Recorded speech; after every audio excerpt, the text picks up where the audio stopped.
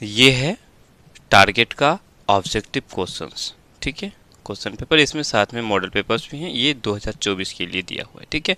इसमें जो है 2023 तक जितने भी क्वेश्चंस पूछे गए हैं ऑब्जेक्टिव में वो सारे के सारे इसमें दिया हुआ है, ठीक है। तो हम लोग इसको सॉल्व करेंगे, ठीक है। ये है टारगेट का, क्या है, target objective questions, question and answer with model paper. 2023 तक की परीक्षाओं में आए सभी प्रश्नों का हल सहित समावेश, ठीक है, क्लास 10 के लिए 2024 के लिए, ठीक है। तो चलो शुरुआत करते हैं हम लोग। ये वही है बच्चों, देखो, ठीक है। कोई भी किसी भी सब्जेक्ट की कोई सा भी चैप्टर हो, उस चैप्टर को समाप्त करने के बाद, ठीक है, उस चैप्टर को जब हम लोग समाप्त कर देते हैं तो उसका वन शॉट कर लेना चाहिए, सारांश कर लेना चाहिए, बहुत ही ज़रूरी होता है। इससे क्या होता है कि उस चैप्टर में हम लोगों ने क्या क्या पढ़ा, क्या क्या सीखा, उसका क्विक रिवीजन हो जाता है। और साथ ही जब हम लोग उस चैप्टर का ऑब्जेक्टिव्स को हल करेंगे तो काफ़ी ज़्यादा क्या हो जाता है, सहूलियत हो जाता है ऑब्जेक्टिव्स को हल करने में, ठीक है। देखो, ये जो ऑब्जेक्टिव्स बनाने जा रहे हैं, इसका वन शॉट डिस्क्रिप्शन में दिया हुआ है, वहाँ जाकर लिंक दिया हुआ है, वहाँ जाकर के आप लोग देख सकते हैं, ठीक है। उससे बहुत ज़्यादा आसानी हो जाएगी आप लोगों को ऑब्जेक्टिव्स को। तीसरा शुरू कर रहे हैं, दो चर वाले रैखिक समीकरण युग्म। पहला क्वेश्चन क्या कर रहा है, समीकरण निकाय 6x घटा 2y जोड़ 9 बराबर 0 और 3x घटा y जोड़ 12 बराबर 0 का आलेख दो सरल रेखाएं हैं। दोनों ही समीकरणों का जो आलेख है वो क्या है, सरल रेखाएं, ठीक है। तो हमें पता करना है कि ये दोनों सरल आरेख जो हैं, ये दोनों ही सरल रेखाएं संपाती हैं, समांतर है या फिर प्रतिच्छेदी है, मतलब एक बिंदु पर कट करता है। कैसे पता करें, तो इसको पता करने के लिए हम लोग क्या करते हैं, सबसे पहले जैसे ये समीकरण है, इस समीकरण का इसको हम लोग बोलते हैं A1, इसको B1 C1, A2 B2 C2 बोलते हैं ना। तो हम क्या करेंगे, पहले अनुपात निकालेंगे। कौन सा अनुपात, A1 बटा A2 निकालेंगे। A1 कितना है, 6 है, A2 कितना है, 3 है, तो 3 बटा 6 मतलब 3 दूनी 6, 2 आ गया, ठीक है। उसके बाद B1 बटा B2, B1 कितना है, घटा 2 बटा B2 कितना है, y किसके साथ गुना हो रहा है, किसी के साथ नहीं, मतलब 1 के साथ गुना हो रहा है, ठीक है। तो -1 हो जाएगा, -1, ये माइनस ऊपर नीचे माइनस खत्म हो गया, तो 2 बटा 1 का मतलब 2 ही हुआ, ठीक है। उसके बाद C1 बटा C2, C1 कितना है, 9 है, उसके C2 कितना है, 12 है। तो देखो ये क्या कितना में कटेगा, 3 तिया 9 और 3 चौका 12, 3 बटा 4 आ गया, है ना। तो A1 बटा A2 बराबर है B1 बटा B2 के, ये दोनों आपस में बराबर है, और C1 बटा C2 बराबर नहीं है। मतलब ये कैसा हुआ, A1 बटा A2 बराबर हुआ B1 बटा B2 और बराबर नहीं है C1 बटा C2, है ना, यही कंडीशन है। तो इस स्थिति में क्या होता है, जब अनुपातों को हम लोग इस रूप में इस रूप का हो अनुपात, तो हम बोलेंगे कि ये दोनों जो समीकरण हैं, दोनों समीकरणों का जो रेखाएं हैं वो क्या होगा, समांतर होगा। क्या होगा, समांतर होगा, इस तरह से, ठीक है। दोनों ही क्या होगा, समांतर रेखाएं होगा। तो एक का ऑप्शन नंबर बी हो जाएगा, ठीक है। अगर A1 बटा A2 बराबर नहीं होता B1 बटा B2, ये दोनों बराबर नहीं होता, तो हम कहते प्रतिच्छेदी, एक बिंदु पर कट करने वाला, ठीक है। अगर ये तीनों ही बराबर होता, मतलब ये भी अगर 2 निकलता, तो हम कहते हैं कि इनके ये जो दोनों रेखाएं हैं वो क्या होता, संपाती होता, ठीक है। तो एक का ऑप्शन नंबर बी हो जाएगा, समांतर। दूसरा नंबर में, यदि रैखिक समीकरणों का युग्म संगत है, रैखिक समीकरणों का युग्म क्या है, संगत है। देखो ये एक ठो समीकरण है, एक ठो ये समीकरण है, तो दोनों समीकरणों को मिलाकर के क्या बोलेंगे, समीकरण युग्म, रैखिक समीकरण युग्म। युग्म मतलब जोड़ा, दो ठो समीकरण, तो दो ठो समीकरण। कहते हैं यदि रैखिक समीकरणों का युग्म संगत है, क्या है, संगत है, तब उनके द्वारा निरूपित रेखाएं होती हैं। देखो संगत कब कब होता है, जब रेखाएं प्रतिच्छेदी हों, तो उसको संगत बोलते हैं। जब रेखाएं समपाती हो तब उसको क्या बोलते हैं, संगत बोलते हैं। जब रेखाएं समांतर हो तो उस स्थिति में उन रेखाओं को हम लोग संगत नहीं कहते हैं, असंगत कहते हैं। ठीक है, यानी कि संगत होने का मतलब है कि हो सकता है वो प्रतिच्छेदी रेखाएं हैं या हो सकता है वो समपाती रेखा। तो ये ऑप्शन नंबर ए अकेले समांतर है। तो समांतर रेखाएं संगत होता ही नहीं है, बल्कि वो असंगत होता है।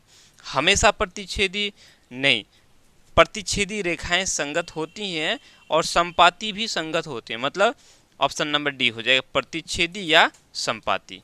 ठीक है, प्रतिच्छेदी रेखाओं को भी हम लोग संगत बोलते हैं और समपाती रेखाओं को भी हम लोग संगत बोलते हैं। तो दो का ऑप्शन नंबर डी हो जाएगा। ठीक है ना, कोई दिक्कत?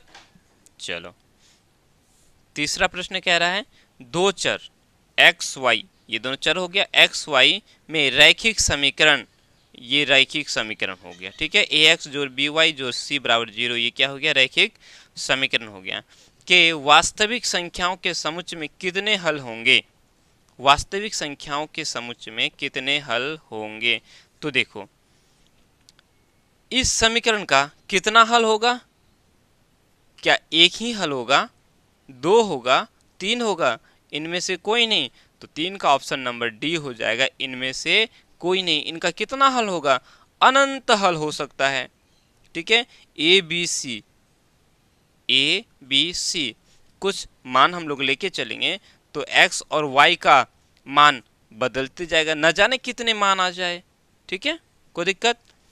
तो तीन का ऑप्शन नंबर डी हो जाएगा, इनमें से कोई नहीं। ठीक है, केवल एक ही हल नहीं होगा, केवल दो ही नहीं, केवल तीन ही नहीं, बल्कि अनेक हल होंगे इस रैखिक समीकरण का। ठीक है, चलो आगे चलते हैं। चौथा नंबर, रैखिक समीकरण में, रैखिक समीकरण में चर के घात की संख्या होती है। रैखिक समीकरण, रैखिक में चर का घात कितना होता है, एक होता है। घात कितना होता है, एक। घात एक वाले समीकरण को ही हम लोग रैखिक समीकरण कहेंगे। ठीक है, जैसे ये वाला है तो x का घात कुछ नहीं मतलब एक है, y का घात कुछ नहीं मतलब एक है। तो इन दो चरों में जो घात है वो क्या है, एक है। तो इनको क्या बोलते हैं हम लोग, रैखिक बोलते हैं। ठीक है, चर का घात एक होगा तभी उसको हम लोग बोलेंगे रैखिक, अन्यथा उसको रैखिक नहीं बोलेंगे। ठीक है, तो रैखिक समीकरण में चर के घात की संख्या होती है कितनी, एक। चार का ऑप्शन नंबर ए हो जाएगा। ठीक, चार का ऑप्शन नंबर ए। पांचवा प्रश्न क्या कह रहा है, रैखिक समीकरण युग्म इतना एवं इतना के हल हैं, इन दोनों का हल कौन सा है, ये हमें पता करना है। तो पता करने के लिए हम क्या करेंगे, देखो इसके मान को इस पर हम लोग बैठाएंगे। ठीक है, जिस पर मान बराबर आ जाए वही होगा उसका हल। जैसे अगर हम इस दो को x के जगह रखेंगे तो ये 5 दूनी 10 हो जाएगा, ये कितना हो जाएगा 10, उसके बाद जोड़, उसके बाद इस 3 को हम y के जगह रखेंगे तो 3 हो गया, 3 दूनी 6, 10 और 6 16 हो गया, मतलब इधर भी 16। तो ये पहला कंडीशन पूरा करता है, इसमें भी पूरा होना चाहिए। हम इस दो को यहाँ बैठाएंगे तो 7 दूनी कितना हो गया, 14 हो गया, 7 दूनी 14 हो गया। इस 3 को हम यहाँ बैठाएंगे y पर तो 4 और ये 3, 4 तिया 12, ये 14 हुआ, घटा ये 12, तो 14 में से 12 चला गया 2, यानी कि यही हो गया इन समीकरण युग्मों का हल, x बराबर 2 y बराबर 3। ठीक है, इसको दिमाग में ही ज़्यादातर करना है, कॉपी और कलम का इस्तेमाल कम से कम करना है। ठीक है, कोई दिक्कत? चलो कैसे किए, इस 2 को हम x के जगह डालें तो 5 दूनी 10, इस 3 को y के जगह डालें तो ये 2 और ये 3, 3 दूनी 6 हो गया। ठीक है, 5 दूनी ये 10 और ये 6, तो 10 जोड़ 6 16 हो गया, इधर भी 16 बराबर हो गया। उसके बाद फिर इसी को हमें यहाँ बैठाना है, x मेरा 2 y मेरा 3, तो x की जगह 2, 7 दूनी 14, ये 14 हो गया, y 3 है तो 4 तिया 12, 14 में से 12 चला गया तो 2 बच गया, इधर भी 2 इधर भी 2, मतलब x बराबर 2 y बराबर 3, यही जो है इस रैखिक समीकरण युग्म का क्या है, हल है। 5 का ऑप्शन नंबर ए हो गया। छठा नंबर में क्या कह रहा है, यदि 3x घटा 5y बराबर 0 तथा 9x जोड़ 15y बराबर 0 तो x तथा y के मान होंगे। x और y का मान क्या होगा, तो इसको क्या करेंगे, ठीक उसी तरह से जिस तरह से हम लोगों ने 5 नंबर में बनाया उसी तरह से हम लोग छठा नंबर भी बनाएंगे। चेक करेंगे कि किस में बराबर आता है। बैठाएंगे x का मान और y का मान बैठाएंगे। देखो x का मान और y का मान अगर हम इसमें बैठाएंगे तो क्या जीरो होगा, कभी कभी भी जीरो नहीं होगा, है ना। अगर एक हम यहाँ डालेंगे तो 3 का 3, ये 3 हो गया, और 5 का 5, ये 3 हो गया, ये 5 हो गया। 5 में से 3 चला गया, 2 बच जाएगा, घटा 2, है ना। तो ये जीरो नहीं हुआ, मतलब ये तो होगा ही नहीं। आगे चलते हैं, इसमें हम बी नंबर में x जीरो और y जीरो दोनों जीरो हैं, तो हम जीरो से x को 3 को जीरो से गुना करेंगे, जीरो हो गया। 5 को जीरो से गुना करेंगे, जीरो हो गया। तो ये पूरा क्या हो गया, जीरो, इधर भी जीरो इधर भी जीरो, बराबर हो गया। अब इसी x का और y का मान इस पर भी बैठाएंगे तो 9 और 0 को गुना करेंगे, क्या हो जाएगा, जीरो हो जाएगा। 15 और 0 को गुना करेंगे, जीरो हो जाएगा। 0 और 0 कितना हो गया, जीरो ही हो गया, है ना। मतलब ऑप्शन नंबर बी, छठा का ऑप्शन नंबर बी हो जाएगा। x का मान जीरो और y का मान भी क्या हो जाएगा, जीरो हो जाएगा। ठीक है। 7वां नंबर, एक रैखिक समीकरण का घात होगा। एक रैखिक समीकरण का घात होगा। रैखिक समीकरण का घात क्या होता है, एक होता है। रैखिक समीकरण उसी को कहते हैं जिस समीकरण में चर का जो घात है वो क्या हो, एक हो। चर का घात एक होने से उसको हम लोग रैखिक बोलते हैं। ठीक है, तो हम बोलेंगे एक रैखिक समीकरण का जो घात होगा वो एक होगा। 7 का ऑप्शन नंबर सी हो जाएगा। ठीक है, चलो 8वां नंबर, युगपत समीकरण 2x जोड़ 3y बराबर 5, 4x जोड़ 6y बराबर 9 है, निकाय है। निकाय है मतलब हल है।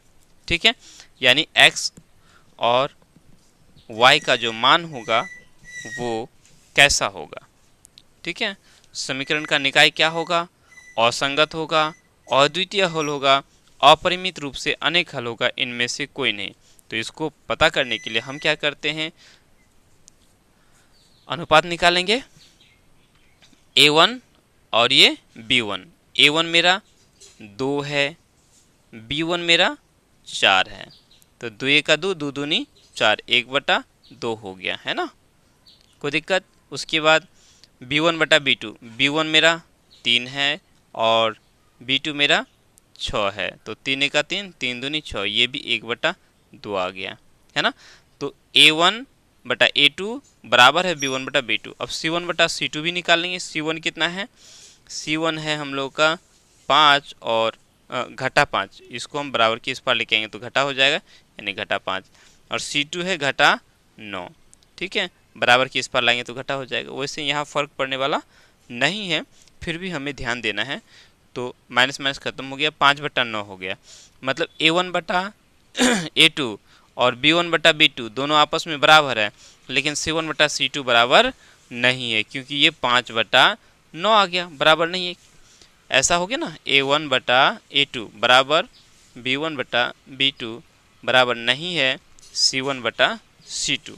तो ऐसा कंडीशन किस में होता है, किस में होता है, समांतर में होता है ना। और समांतर वाले को हम लोग क्या बोलते हैं, असंगत। क्या बोलते हैं, असंगत। अद्वितीय हल होता है।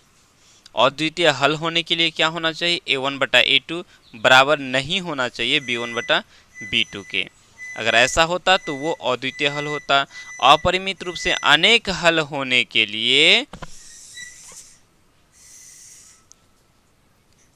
अपरिमित रूप से अनेक हल होने के लिए क्या होना चाहिए, a1 बटा a2 बराबर b1 बटा b2 बराबर होना चाहिए c1 बटा c2। अगर तीनों आपस में बराबर होता, तीनों अनुपात, तो अपरिमित रूप से अनेक हल होता। क्योंकि c1 बटा c2 बराबर नहीं है, इसीलिए इसका जो रेखा होगा, सरल रेखा, वो समांतर होगा, और समांतर की स्थिति में हम लोग बोलते हैं असंगत। ठीक है, अद्वितीय हल में संगत, अपरिमित रूप से अनेक हल में भी संगत होता है, समांतर में असंगत होता है। तो 8 का ऑप्शन नंबर ए हो जाएगा। कोई दिक्कत? चलो 9 नंबर, के किस मान के लिए समीकरण इतना तथा इतना समपाती होंगे? क्या होंगे? समपाती होंगे। तो समपाती होने के लिए क्या चाहिए?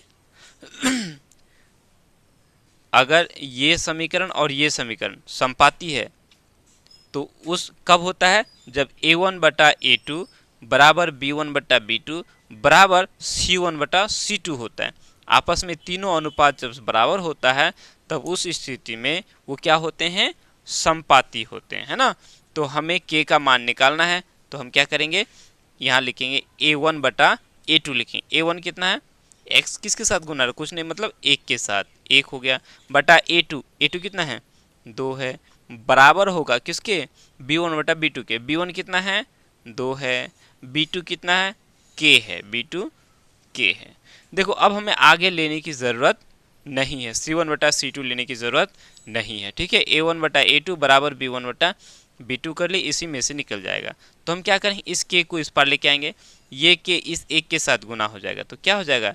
एक तो k ही हो जाए, k को 1 से गुना करेंगे k हो गया, इस 2 को हम इस पार लेके आएंगे तो 2 दूनी 4 हो गया, यानी k का मान कितना हो जाएगा? 4 हो जाएगा। यदि k का मान 4 हो गया तो ये दोनों ही समीकरण क्या हो जाएगा? समपाती हो जाएगा। तो 9 का ऑप्शन नंबर सी हो गया, ठीक है। चाहे तो हम ऐसे भी कर सकते हैं, c1 बटा c2 भी लेके कर सकते थे। देखो b1 बटा b2, b1 2 और b2 k बराबर करेंगे c1, c1 कितना है? -7 और c2 कितना है? -14। -14 क्यों माइनस क्यों लिया? वैसे न भी लेते तो चलता, ठीक है, क्योंकि 7 को हम बराबर के इस पार लेके आएंगे तो माइनस में हो जाएगा ना, इधर जीरो करना है, इधर माइनस में हो गया, तो हमने माइनस लिया। ठीक उसी तरह से 14 को भी जब बराबर के इस पार लेके आएंगे तो माइनस में हो जाएगा, तो ये माइनस भले ही कट गया। अब क्या करेंगे? अब क्या होगा? देखो 7 एका 7 और 7 दूनी 14 कट गया। अब इसको अगर हम आगे करें तो इस k को इस पार लेके जाएंगे तो k गुना 1 क्या हो जाएगा? k हो गया, और इस 2 को हम इस पार गुना करें तो 2 दूनी 4, तो k का मान कितना आ गया? 4 आ गया। किसी तरह से भी करें, a1 बटा a2 बराबर b1 बटा b2 लेके करें या b1 बटा b2 बराबर c1 बटा c2 लेके करें, दोनों ही स्थिति में k का मान क्या आएगा? 4 आएगा। जब k का मान 4 हो जाएगा तो उस स्थिति में इन दोनों ही समीकरण का जो आलेख होगा वो क्या होगा? समपाती हो जाएगा, यानी k का मान 4 आ गया।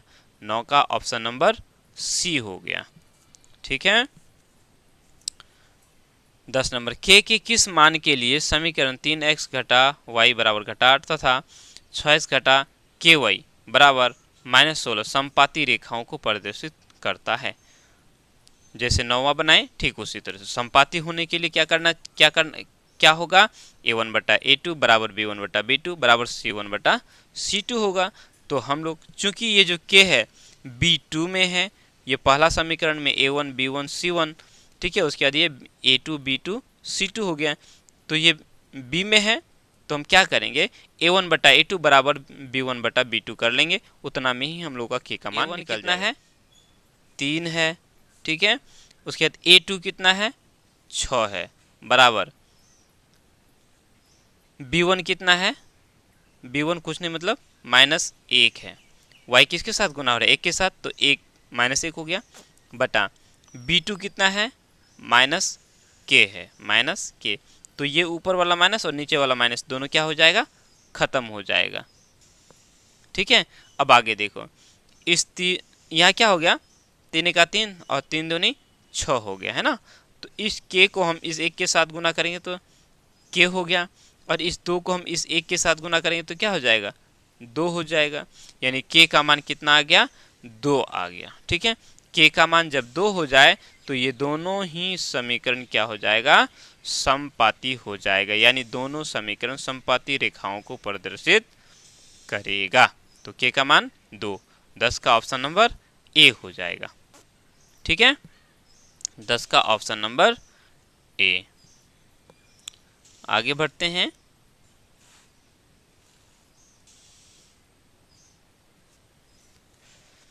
11 नंबर में क्या कह रहा है, दो रैखिक समीकरणों के आलेख प्रतिच्छेदी रेखाएं हैं, तब रैखिक समीकरण युग्म का क्या होगा। कोई हल नहीं, एक हल। क्या होगा, एक हल होगा। प्रतिच्छेदी रेखाओं का जो हल होता है वो कितना होता है, एक ही हल होता है, अद्वितीय हल होता है। कोई हल नहीं, किसका कोई हल नहीं होता है। जब समीकरणों का आलेख समांतर हो तब उनका कोई भी हल नहीं होता है। ठीक है, जब समीकरणों का आलेख संपाती होता है तब अंततः अनेक हल होता है। दो हल तो किसी का होता ही नहीं है, सिर्फ अनेक, या तो अनेक हल होगा या कोई हल नहीं होगा या केवल एक ही हल होगा। चूंकि ये इन रैखिक समीकरणों का जो आलेख है प्रतिच्छेदी रेखाएं हैं, ठीक है, तो उसका हल कितना होगा, एक हल होगा। 11 का ऑप्शन नंबर बी हो जाएगा। प्रतिच्छेदी रेखा ऐसा होता है, ऐसे ऐसे, तो इस रेखा का और इस रेखा का एक बिंदु ऐसा है जो कॉमन है, वही बिंदु क्या होता है, हल होता है। ठीक है, 11 का ऑप्शन नंबर बी हो जाएगा। 12 नंबर में क्या कह रहा है, दो रैखिक समीकरणों के आलेख समांतर रेखाएं हैं। क्या है, समांतर रेखाएं हैं, ऐसे समांतर रेखाएं। ठीक है, दो रैखिक समीकरणों के आलेख समांतर हैं, समांतर रेखाएं, तब रैखिक समीकरण युग्म का कोई हल नहीं है, कोई हल नहीं है। ठीक है, क्योंकि इसमें ऐसा कोई बिंदु नहीं है जो दोनों का कॉमन होगा। ठीक है, कोई दिक्कत। चलो, 12 का ऑप्शन नंबर ए हो जाएगा। 13 में क्या कह रहा है, समीकरण 3x घटा वाई बराबर 5 तथा 6x घटा 2y बराबर के कोई हल न हो, कोई हल न हो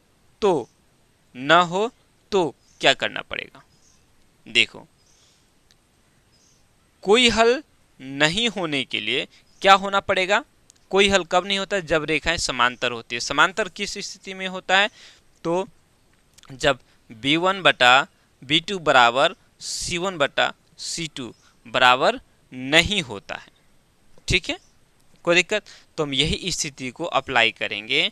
हम क्या करेंगे, b1 लेते हैं। b1 कितना है, b1 -1 है ना, b1 -1।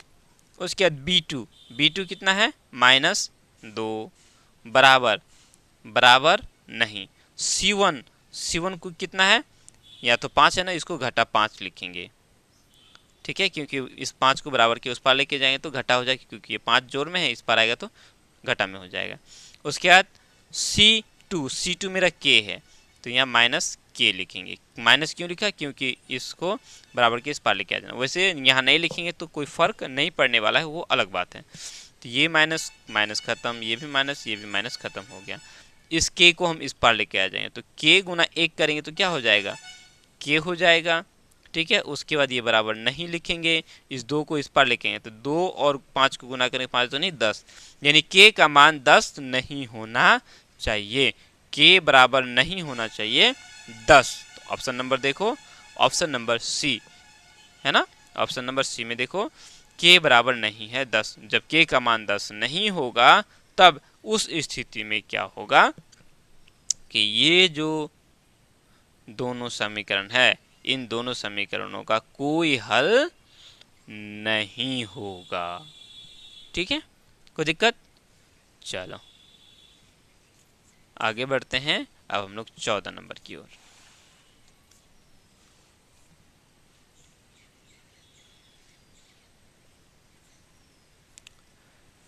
चौदह नंबर में क्या कह रहा है, दो चर x y में रैखिक समीकरण ax जोड़ by जोड़ c बराबर 0 के कितने अधिकतम हल संभव है। इसके कितना हल होगा, x और y में, ठीक है, कितना हल होगा, अनगिनत।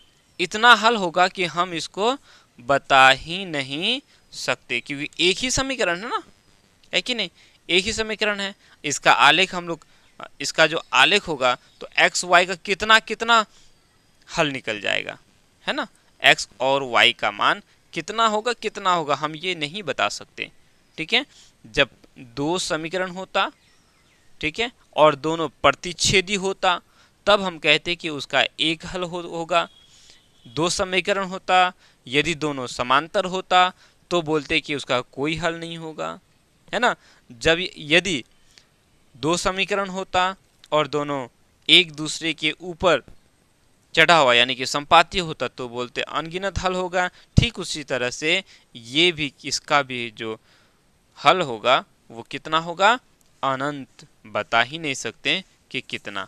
देखो थोड़ा समझ लो, ये रेखा है, ठीक है, इस रेखा के ऊपर एक और रेखा डाल दिए तो इसको क्या बोलते हैं, संपाती बोलते हैं। संपाती होने की स्थिति में कितने हल होते हैं, अनेक हल होते हैं, बता ही नहीं सकते कितने हल होते हैं, है कि नहीं।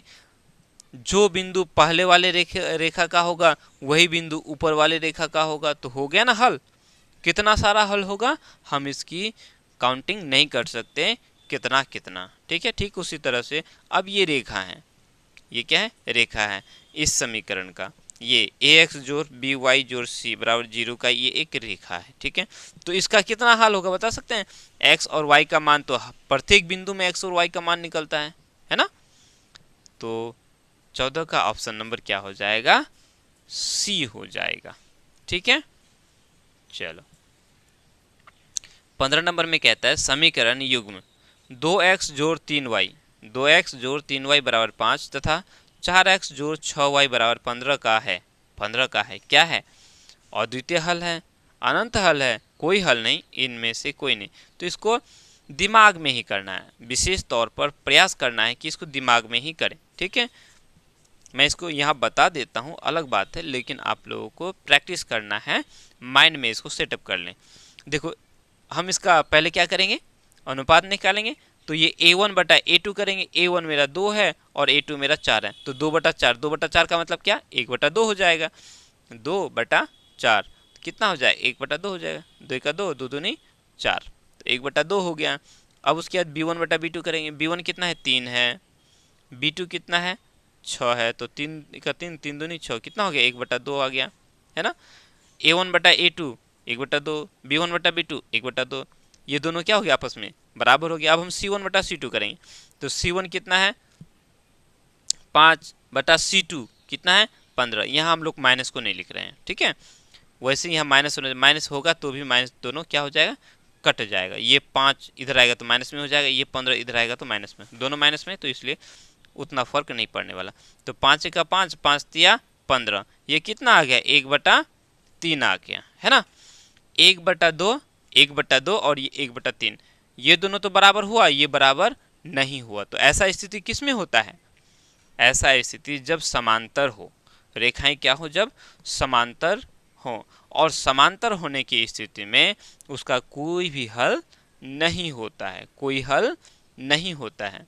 ये हो गया ना, ये a1 बटा a2 बराबर है b1 बटा b2 और ये बराबर नहीं है c1 बटा c2। ये जो कंडीशन होता है वो क्या होता है, समांतर रेखाओं के लिए होता है, और समांतर रेखाओं का कोई हल नहीं होता है, ठीक है। समांतर रेखाओं का कोई हल नहीं होता है। तो 15 का ऑप्शन नंबर सी हो जाएगा, 15 का ऑप्शन नंबर सी।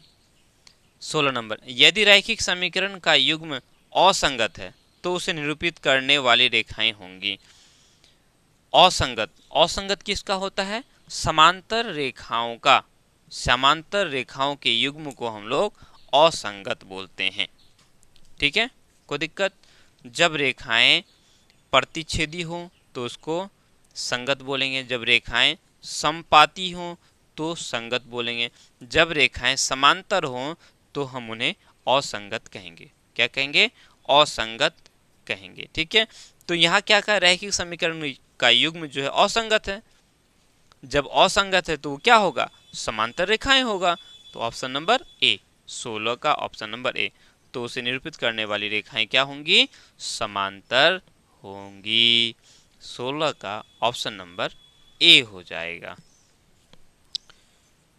17 में 2x जोड़ 3y बराबर 11 और 2x घटा 4y बराबर घटा 24 के हल हैं।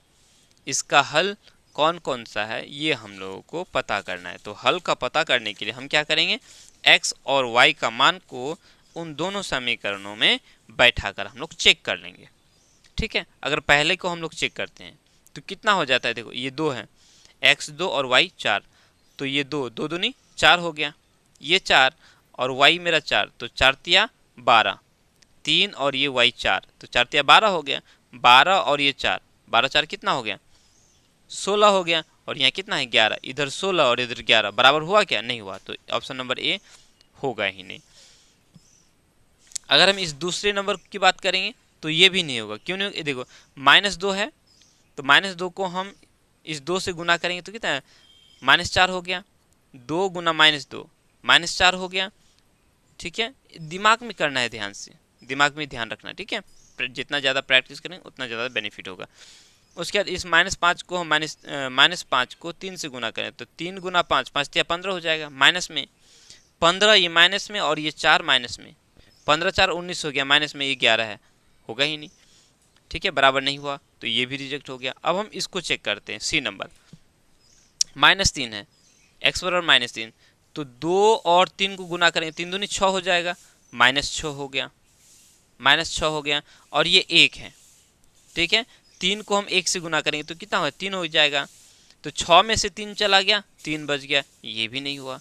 अब ये बचा, तो लास्ट में ये जो बचा तो यही क्या हो जाएगा, इसका हल हो जाएगा। हम इसको चेक करके देख लेते हैं। ठीक है, ये मेरा 2 है, उसके बाद ये x -2 है, तो -2 प्लस 3 y मेरा 5 है, तो कितना हो जाएगा, 2 दूनी 4, माइनस में, उसके बाद 5 तिया 15, 15 में से 4 चला गया, कितना बचा, 11 बच गया, तो 11 हो गया। अब इसी को अब जब हम इसमें लगाएं तो ये भी सही होगा। ठीक है, देखो 2 गुना x घटा 2, तो घटा 2, उसके घटा 4, y मेरा 5 है ना, तो कितना हो जाएगा, 2 दूनी 4, उसके 4 5 से 20, तो कितना आ गया, 20 और ये 4 घटा 24 हो गया, तो घटा 24 है, यानी कि ऑप्शन नंबर डी यही जो है इन दोनों समीकरणों का क्या होगा, हल होगा। कोई दिक्कत, 17 का ऑप्शन नंबर डी हो जाएगा। 18 नंबर में के किस मान के लिए समीकरण निकाय इतना और इतना के अनगिनत हल होंगे। अनगिनत हल होने के लिए रेखाएं क्या होगा, संपाती होगा। संपाती होने का मतलब है कि a1 बटा a2 बराबर होगा b1 बटा b2 के, और बराबर c1 बटा c2 हो जाएगा। ठीक है, तीनों अनुपात क्या हो जाएगा, बराबर हो जाएगा। तो देखो ये k कहाँ है, k है हम लोग का b1 में, b1 में है, मतलब हमें a1 बटा a2 बराबर b1 बटा b2 करेंगे तो हम लोग का मान k का निकल जाएगा। चलो अब करते हैं a1, a1 कितना है, a1 4 है, a2 कितना है, 2 है। ठीक है, बराबर करेंगे b1 कितना है, k है ना, k, और b2 y के साथ b2 कितना है, 4 है ना, देखो माइनस में है, यानी -4। ठीक है, माइनस हो तो माइनस को ले लेना है, प्लस हो तो प्लस को नहीं लेना, इस बात को ध्यान में रखना। देखो 2 1 2 2 दूनी 4, यानी 2 हो गया। ठीक है, सिंपल याद रखो, घटा 4 को हम इस पार लेके आएंगे तो कितना हो जाएगा, घटा 4 को 2 से गुना करेंगे तो घटा 8 हो गया, और बराबर इधर के हो गया, है ना, घटा 4 को 2 से गुना करेंगे तो घटा 8 हो गया, और ये के हो गया, यानी के का मान कितना हो गया, घटा 8 हो गया, के बराबर घटा 8 हो गया। ठीक है, के का मान कितना आ गया, घटा 8 आ गया। अगर के का मान घटा 8 हो जाता है तब उस स्थिति में इन दोनों ही कितना, हाँ, इन दोनों ही समीकरणों का जो हल होगा वो क्या हो जाएगा, अनगिनत हो जाएंगे। ठीक है, कोई दिक्कत। चलो 18 का ऑप्शन नंबर बी, 18 का ऑप्शन नंबर बी हो गया।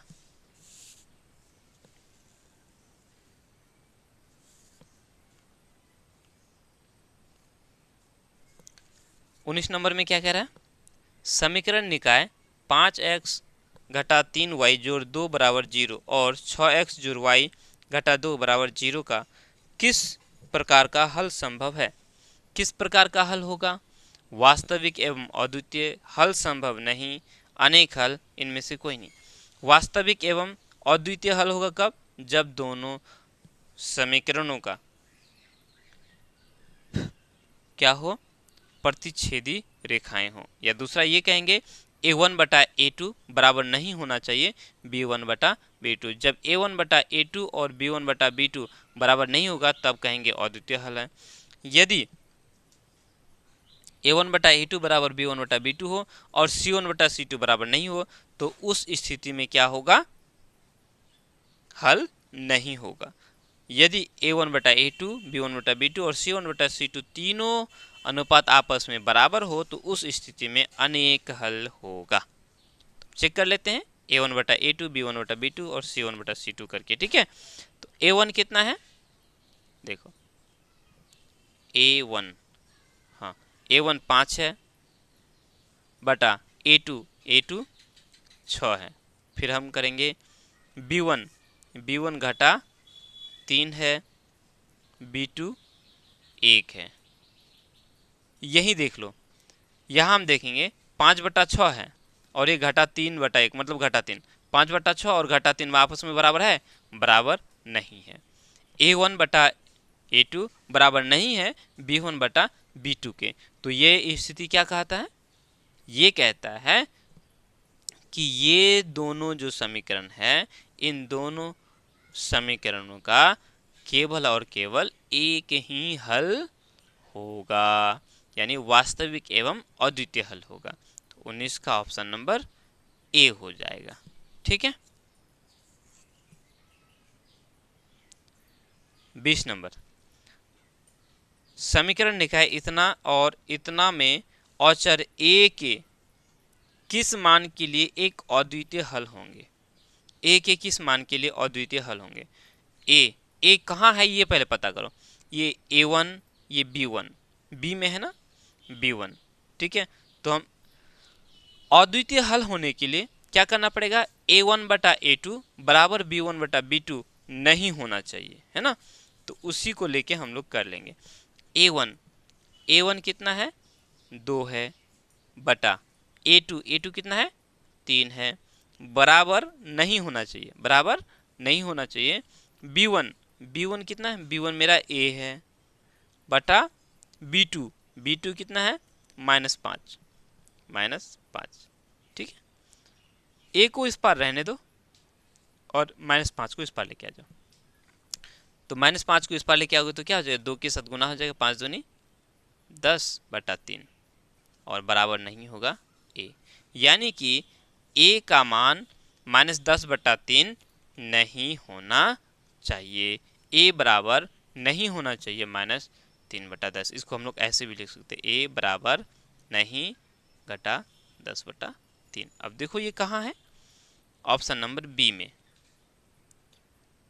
a बराबर नहीं है घटा 10 बटा 3, तो 20 का ऑप्शन नंबर बी हो जाएगा। 20 का ऑप्शन नंबर बी हो जाएगा। किस नंबर में क्या कह रहा है, समीकरण निकाय a1x plus b1y plus c1 is equal to 0 और a2x जोड़ b2y जोड़ c2 बराबर 0 का अद्वितीय हल होगा जब, देखो ये रैखिक समीकरण है और ये भी रैखिक समीकरण है। इन दोनों रैखिक समीकरणों का दोनों रैखिक समीकरण युग्म का जो अद्वितीय हल होगा किस स्थिति में होता है, जब अनुपातों को हम लोग देखते हैं a1 बटा a2 बराबर नहीं होता b1 बटा b2। ये सूत्र पे ही हम लोग बोल सकते हैं कि ये हुबहू जैसे हम लोग शुरुआत में पढ़ते हैं ठीक उसी तरह से ज्यों का त्यों यहाँ दे दिया है। तो अद्वितीय हल होने के लिए क्या होना चाहिए, a1 बटा a2 बराबर नहीं होना चाहिए b1 बटा b2, यानी कि 21 का ऑप्शन नंबर सी। जब ऐसा होगा तो इन दोनों ही समीकरण युग्म का जो हल होगा वो क्या होगा, अद्वितीय होगा, यानी कि सिर्फ और सिर्फ एक ही हल होगा। 22 नंबर, समीकरण x जोड़ 2y बराबर 9 में यदि x बराबर 5 हो, x बराबर क्या हो जाए 5 हो, तो y का मान क्या होगा, मुंह में ही कर लेना है। x मेरा 5, यहाँ x क्या हो जाएगा 5 हो जाएगा। तो हम इस 5 को इस पार लेके आ जाएंगे तो क्या हो जाएगा, ये 5 जोड़ में है, इस पर आके घटा में, यानी कि 9 में से 5 चला गया, 4 बच गया। तो 2y बराबर 4 हो जाएगा। और इस y को 2 को हम बराबर किस पार लेके आएंगे तो आ जाएंगे तो क्या हो जाएगा, बटा में हो जाएगा, यानी कि 4/2। तो कितना हो गया, 2 हो गया y का मान। फिर भी अगर समझ में नहीं आया है तो देखो इस तरह से करते हैं, x जोड़ 2y बराबर 9 है। कह रहा है कि x का मान जो है 5 है, x क्या है 5 है। तो हम क्या करेंगे, x की जगह 5 डालेंगे और 2y लिखेंगे। ठीक है, आगे बढ़ेंगे, इसी को इस 5 को हम बराबर के उस पार लेके चले जाएंगे तो क्या हो जाएगा, 2y बराबर 9। और ये 5 चूंकि इसमें जोड़ में है, इधर आके घटा में हो जाएगा। इसको माइंड में ही करना है, ठीक है, कॉपी कलम की इसमें ज़रूरत नहीं होना चाहिए। आगे बढ़ेंगे हम लोग, इस y को यहाँ छोड़ देंगे और 2 को उस पार लेंगे तो 9 में से 5 चला गया, कितना बचेगा 4 बचेगा। और ये 2 चूंकि y के साथ गुना हो रहा है, इस पर आके भाग हो जाएगा, है ना।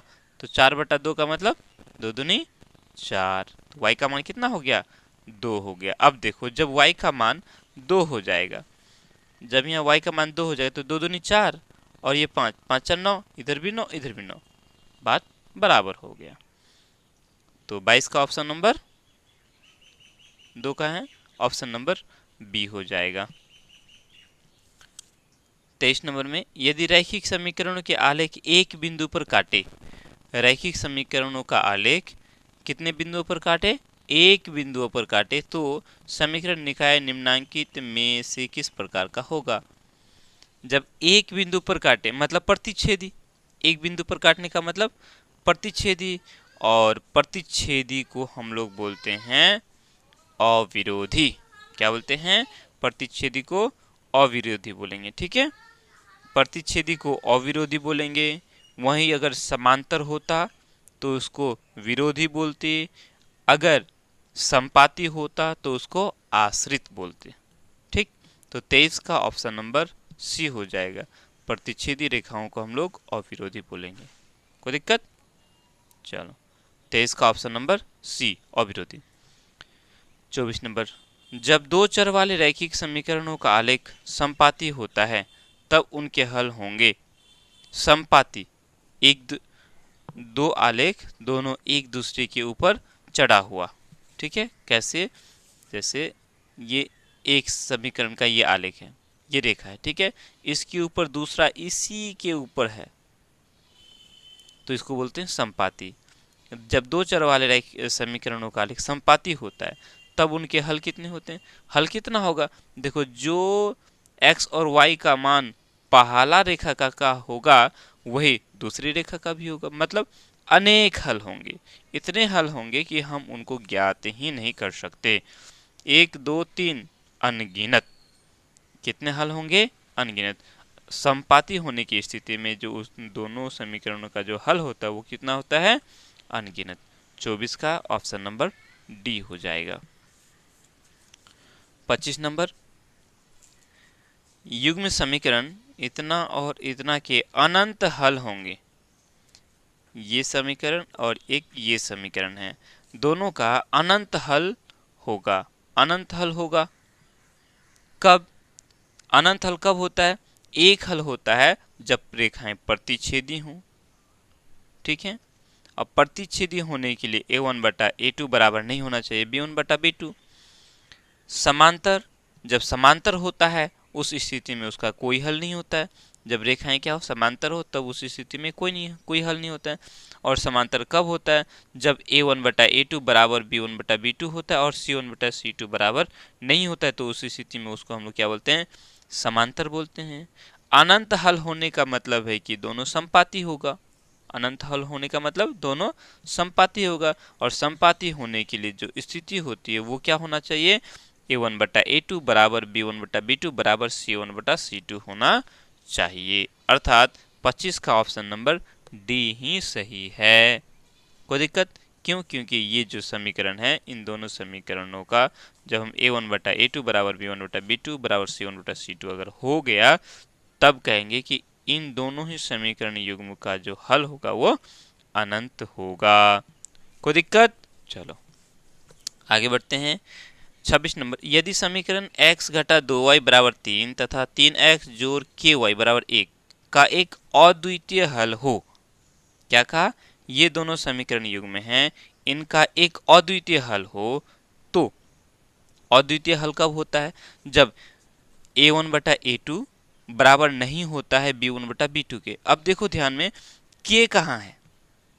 यहाँ है ना, तो हम a1 बटा a2 बराबर नहीं होना चाहिए b1 बटा b2 करके देख लेंगे। k का जो मान होगा, k जितना आएगा उसी पर बोलेंगे कि वो क्या हो जाएगा, अद्वितीय हल होगा। तो क्या करेंगे हम लोग, a1 बटा a2, a1 कितना है, x किसके साथ गुना है, किसी के साथ गुना हो रहा है, किसी के साथ नहीं, मतलब एक के साथ गुना रहा है, तो 1 बटा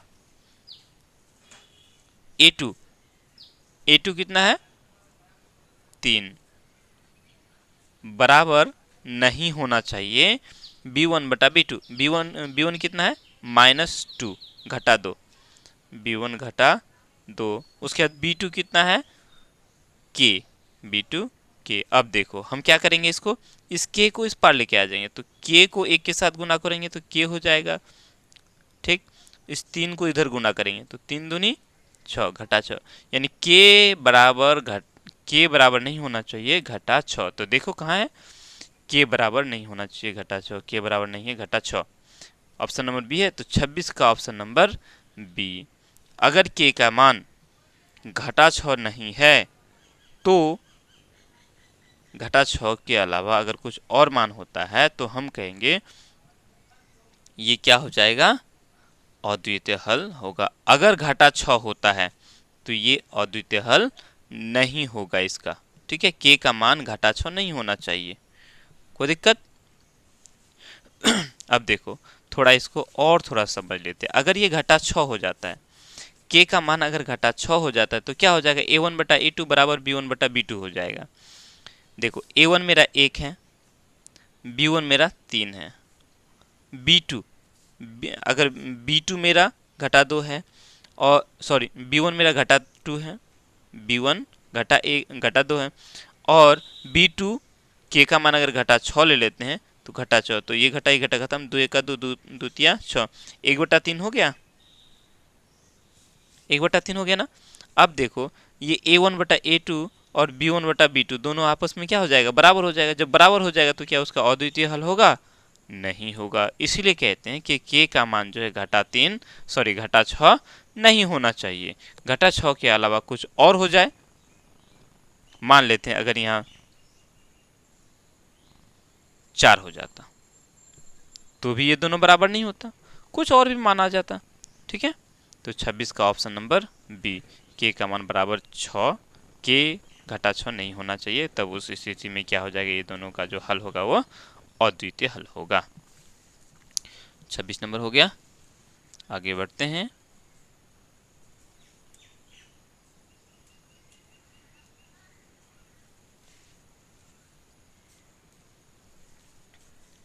सत्ताईस नंबर में क्या कह रहा है, k के किस मान के लिए रेखीय समीकरण युग्म इतना का एकमात्र हल x बराबर 1 y बराबर घटा 1 है। कुछ नहीं है, इसको दिमाग में ही कर लेने से बेहतर है।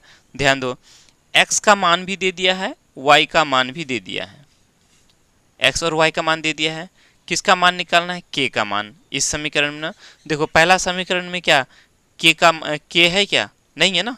जब पहला समीकरण में k नहीं है तो हम पहला समीकरण को हम देखेंगे ही, देखना ही नहीं है उसको, ठीक है। अब इसको देखना है तो देखो k को रहने दो, बाकी x की जगह x का मान डालो, y की जगह y का मान डाल दो। इसको मुंह में कर सकते हैं। देखो x मेरा कितना हो जाएगा, छोड़ दो, मुंह से कर लेना, वैसे मैं यहाँ बता दो, बिना के वाला को छोड़ देना है। 2kx जोड़ 7y घटा 5 बराबर 0, ठीक है। k का मान कितना, x का मान 1, यानी 2k गुना x मेरा 1 है तो 1 कर दो, ठीक है। 7 y का मान कितना है, घटा 1, तो घटा 1, उसके बाद घटा 5 बराबर 0। अब देखो 2 के गुना 1 2 के ही हो गया। 7 गुना घटा 1, घटा 7 घटा 5 बराबर 0। अब देखो 2 के बराबर कितना हो जाएगा, घटा 7 और घटा 5 कितना हो जाएगा, घटा 12 हो जाएगा। इस घटा 12 को हम बराबर के उस पार लेके चले जाएंगे तो कितना हो जाएगा, जोड़ 12 हो गया। तो के का मान कितना हो गया, 6 हो गया, है ना। ये 2 बराबर के इस पार आएगा, बटा में हो जाएगा, यानी 12 बटा कितना हो गया, 2 हो गया। तो 12 बटा 2 का मतलब क्या हो, 6 ही तो हुआ। तो के का मान कितना हो गया, 6 हो गया। अब देखो पहला समीकरण का कोई ज़रूरत पड़ा, कोई ज़रूरत नहीं पड़ा। तो के का मान 6, 27 का ऑप्शन नंबर क्या हो जाएगा, सी हो जाएगा। बस थोड़ा सा घुमाने के लिए ही जो है इसको दे दिया है। 28 नंबर में, निम्न में से कौन x घटा 2y बराबर 0 तथा 3x जोड़ 4y बराबर 10 का हल है। इन दोनों समीकरण का हल कौन सा है। तो इसके लिए हम क्या करेंगे, एक एक करके चेक करके देख लेंगे कि किस में आता है। x, यहाँ 4 ऑप्शन है। पहला हम लोग अगर इसको हम लोग डालेंगे तो क्या 0 आएगा, x बराबर 2, y बराबर 1। तो ये 2, y 1, तो 2 गुना 1 2 ही हो गया। तो 2 में से 2 चला गया, कितना हो गया, 0 हो गया। इधर भी 0 इधर भी 0। चलो पहला कंडीशन तो इस समीकरण में तो पूरा हो जाता है। अब इसमें भी चेक करके देखते हैं। x बराबर 2, ये 2, तो 3 दूनी 6 हो गया, ये कितना हो गया 6। और ये y 1 है तो 4 का 4, 6 और 4 10 हो गया। इधर भी 10 इधर भी 10, पहला ही ऑप्शन हम लोग का सही है। ठीक है, समझ में आई ना बात। ऐसे भी चेक कर सकते हो, x मेरा 2 घटा 2, y कितना है 1, उसके बाद देखो इधर 0, तो 2 घटा 2 कितना हो जाएगा, 0 ही तो हो जाएगा। ये दोनों कट के 0 हो गया, बराबर हो गया। अब हम इसमें अगर बैठाएंगे तो 3 गुना 2 है ना, जोर 4 गुना 1 कितना हो जाएगा, 3 दूनी 6, 4 का 4, तो 6 और 4 कितना हो गया, 10 हो गया। ठीक है, तो ऑप्शन नंबर ए ही हम लोग का सही है। इन दोनों ही समीकरणों का जो हल होगा वो क्या होगा, x बराबर 2, y बराबर 1। 28 का ऑप्शन नंबर। 29 नंबर में क्या कह रहा है, यदि 2 के घटा 1 के समीकरण इतना का हल हो तो के का मान क्या होगा। देखो ध्यान दो, 2 के घटा 1 उसके बाद क्या है, कोमा है, फिर के है। तो ये जो बॉक्स होता है इसमें क्या होता है, ये x होता है और ये y होता है। ये क्या होता है, x होता है और ये y होता है। तो ये x और ये y इस समीकरण का क्या है, हल है। इस समीकरण का क्या है, हल है। ठीक है, तो हम k का मान आसानी से ज्ञात कर लेंगे। x के जगह हम x का मान डालेंगे, y के जगह y का मान डालेंगे। अब उसके बाद ये पूरा k हो जाएगा। ठीक है, देखो ऐसे, वैसे माइंड में भी कर सकते हैं, वैसे प्रैक्टिस तो माइंड में ही करना बेहतर है। आप लोगों को जितना ज़्यादा प्रैक्टिस करेंगे उतना ज़्यादा बेनिफिट है। देखो क्या करेंगे, 10x घटा 9y बराबर कितना है, 12 है ना। अब हम क्या करेंगे, x की जगह x का मान डालेंगे, 10 रहने दो। x कितना है, 2 के घटा 1, तो 2 के घटा 1 लिख लो। ठीक है, उसके बाद घटा है ये घटा, ये 2 के घटा 1 क्या है, x है। ठीक है, उसके बाद 9 और y के जगह y कितना है, k है, तो y के जगह k डाल दो, बराबर 12 हो गया। अब इसको हम आगे बढ़ाएंगे तो 10 गुना 2 के 10 दूनी 20 के हो गया। उसके बाद इस 10 को घटा 1 के साथ गुना करें तो कितना होगा, घटा 10 हो जाएगा, उस घटा 9 के बराबर 12 हो गया। ठीक है, अब देखो ये के और ये भी के, यहाँ 9 के है, यहाँ सॉरी यहाँ 20 के है और ये 9 के, ये घटा में है, मतलब 20 में से 9 के चला गया, क्या ठो के बचा, 11 ठो के बच गया, है ना। 20 ठो में से 9 ठो चला गया तो 11 ठो के बच गया। उसके बाद ये 12 हो गया। इस 10 को बराबर के उस पार लेके चले जाते हैं। ये 10 चूंकि घटा में है, इस पार आके जोर में हो जाएगा, है ना।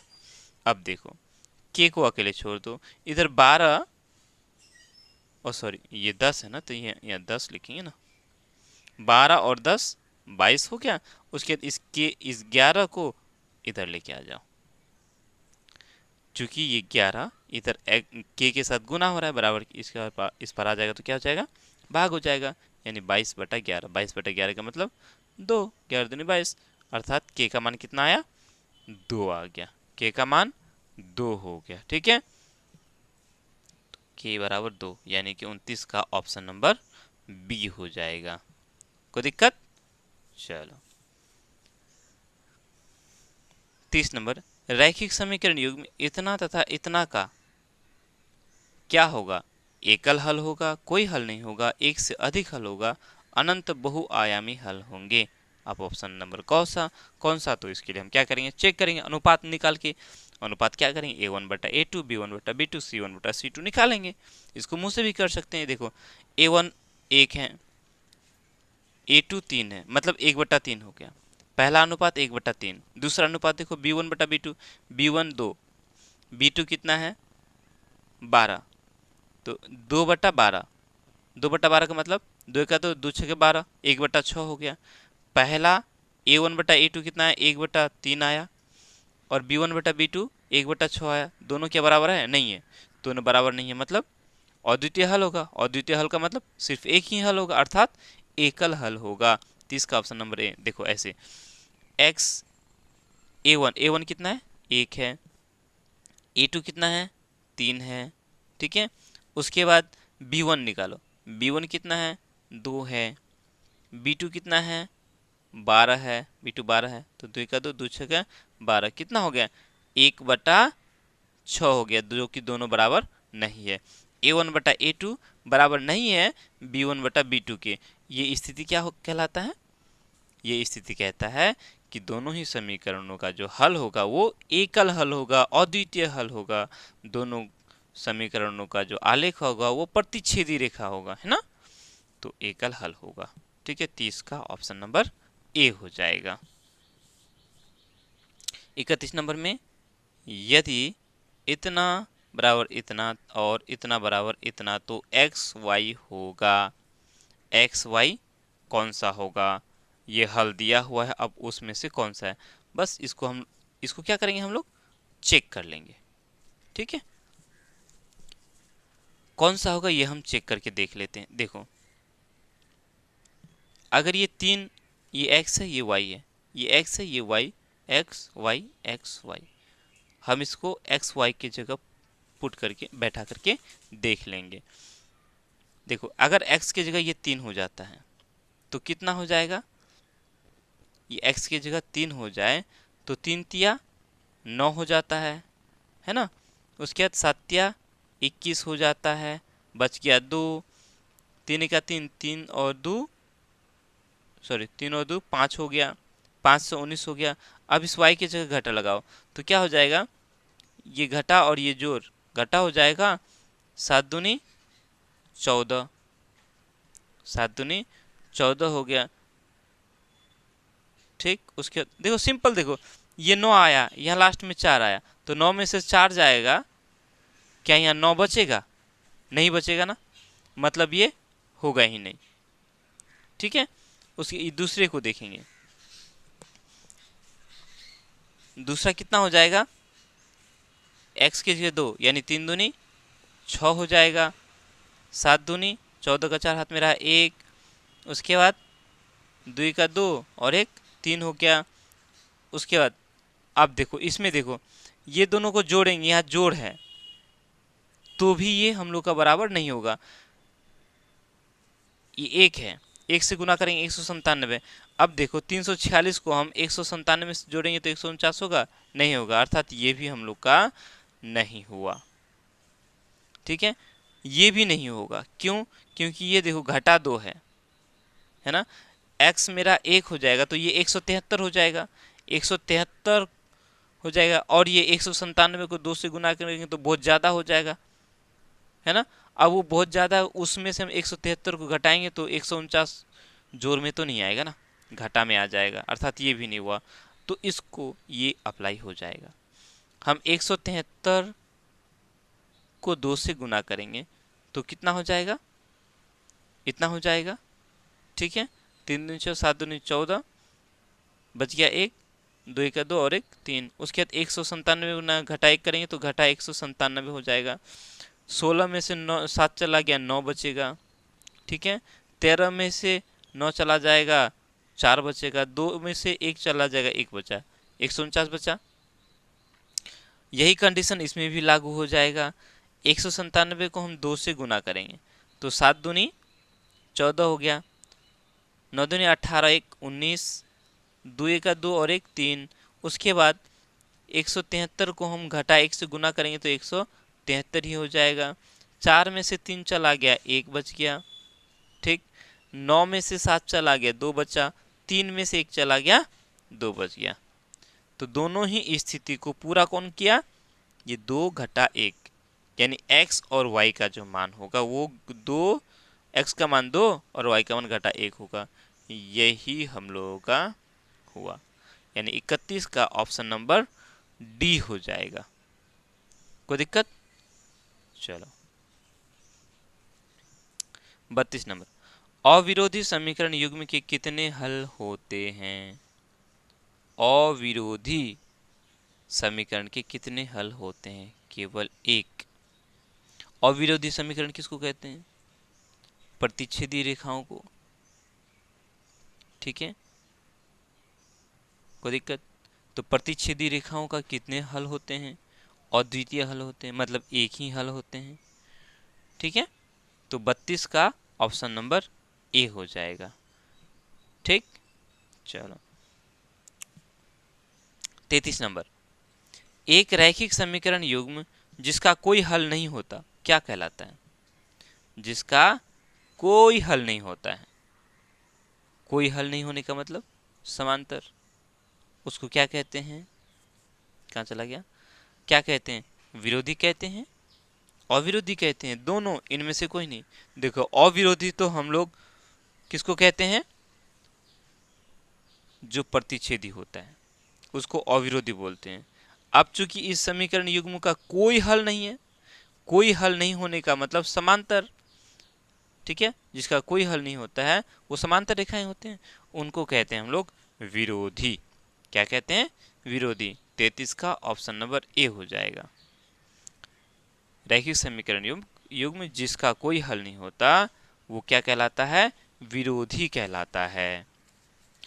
रैखिक समीकरण युग्म जिसका केवल एक हल होता है उसको अविरोधी कहते हैं। ठीक, वहीं जब रैखिक समीकरण जिसका जो हल अनेक अनंत हल होते हैं उसको हम लोग आश्रित कहते हैं। ठीक है, चलो 34 नंबर, समीकरण x जोड़ y बराबर 6 में कितने हल होंगे? x जोड़ y बराबर 6 में कितने हल होंगे? कितना हल होगा? इतना हल होगा कि हम उसको बता ही नहीं सकते। ठीक है, इतना हल होगा कि हम ये बात बता ही नहीं सकते। अनंत हल होगा, x और y का मान बहुत से होंगे जिसको हम बता ही नहीं सकते। सिंपल बात, देखो x मेरा 1 हो जाएगा, y मेरा 5 हो जाएगा, कितना हो गया? 6 हो गया, है ना? एक ठो 1 और 5 हो गया। x मेरा 2 हो जाएगा, y 4 हो जाएगा, हो गया हल। x मेरा 3 हो जाएगा, y भी क्या हो जाएगा? y भी 3 हो जाएगा, ये भी हो गया 6, है ना? x मेरा 0 हो जाएगा, y मेरा 6 हो जाएगा, ये भी हल हो गया। x मेरा 6 हो जाएगा, y मेरा 0 हो जाएगा, ये भी हल हो गया। और भी अनेकों हल हम लोग निकाल सकते हैं। इतने हल होंगे कि सारे हल को हम लोग निकाल ही नहीं सकते। ठीक है, इसीलिए कहेंगे क्योंकि ये एक ही समीकरण है इसीलिए इसमें जो है अनंत हल होंगे। 35 नंबर, यदि इकाई का अंक x तथा दहाई का अंक y हो तो दोनों अंकों वाली संख्या होगी। दो अंकों वाली संख्या, दो अंकों वाली संख्या क्या होती है? देखो, दो अंक संख्या है, मतलब पहला जो संख्या होगा, देखो क्या कहा? इकाई का अंक x है, ठीक है, और दाहिनी का अंक y है, यही मेरा होगा, या x जोड़ 10y हम लोग बोलेंगे। 10y जोड़ x कहाँ है? यहाँ है, यही मेरा संख्या होगा। क्या होगा? यही हम लोग का संख्या होगा। कैसे? देखो, इकाई में x हो गया, इकाई में कितना हो गया? x हो गया, और दहाई में y है, तो दाहिनी जो संख्या होता है 10 से गुना होता है। जैसे मान लो अगर यहाँ 55 है, क्या है 55 है, तो ये 5, ये तो अकेले 5 है, लेकिन ये जो 5 है ये क्या है, ये जो 5 है ये 10 गुना है। दाहिनी वाला क्या होता है 10 का गुना होता है, 10 गुनी होता है दाहिनी वाला। इसीलिए जब y दाहिनी में है इसका मतलब है कि वो 10 गुना है, 10 से गुना होगा तो 10y हो गया। कोई दिक्कत तब ना होगा, 10 5 6 50 और ये 5 कितना हो जाएगा 55 हो जाएगा। दूसरी अगर हम लेते हैं 25 ले लेते हैं तो ये इकाई अंक मेरा 5 है, वहीं दाहिनी अंक में क्या है 2 है। सिर्फ अगर 2 लिखते तो क्या हो जाता 5 2 7 हो जाएगा ना, तो ये तो 25 नहीं होता। इसका मतलब ये है कि इस 2 के साथ जो है 10 है तो 10y हो गया। ठीक उसी तरह से इकाई का अंक x और दाहिनी का अंक y, इसका मतलब है कि ये 10y हो गया। तो 10y जोड़ x, ऑप्शन नंबर बी हो जाएगा। 35 का ऑप्शन नंबर बी हो गया।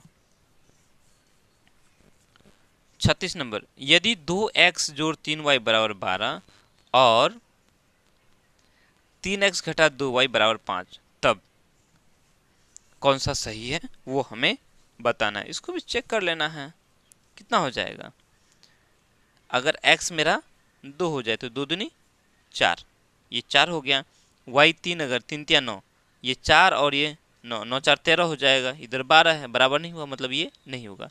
इसमें अगर हम देख लेंगे ये भी नहीं होगा, ये भी हम लोग का नहीं होगा। कैसे देखो, 2 दूनी 4 और ये घटा में है y, तो 3 तिया 9 घटा 9 हो गया, तो घटा 9 में से 4 चला जाएगा तो कितना हो जाएगा घटा 5, और इधर कितना है 12, ये भी नहीं हुआ। इसको हम देख लेंगे x 3, तो 3 दूनी 6 हो गया, और ये 2, ये 6, 3 दूनी 6, ये भी 6, ये भी 6, 6 12 हो गया। ये पूरा कर दिया। अब इसी को हम इसमें भी बैठाएंगे, तो x मेरा 3, तो 3 तिया 9, 3 तिया 9, और y मेरा 2, तो 2 दूनी 4, 9 में से 4 चला गया 5, इधर भी 5 इधर 5, मतलब 36 का ऑप्शन नंबर सी हो जाएगा। x बराबर 3 और y बराबर 2, x का मान 3 और y का मान 2 आएगा। तो 36 का ऑप्शन नंबर सी।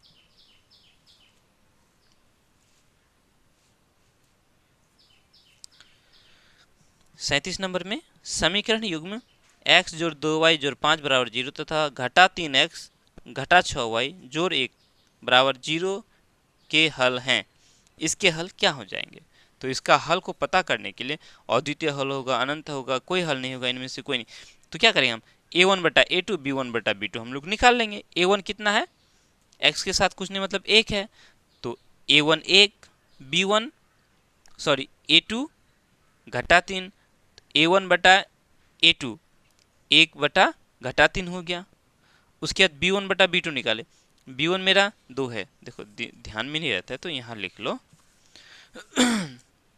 a1 मेरा 1 है, ठीक। उसके बाद a2 मेरा घटा 3 है।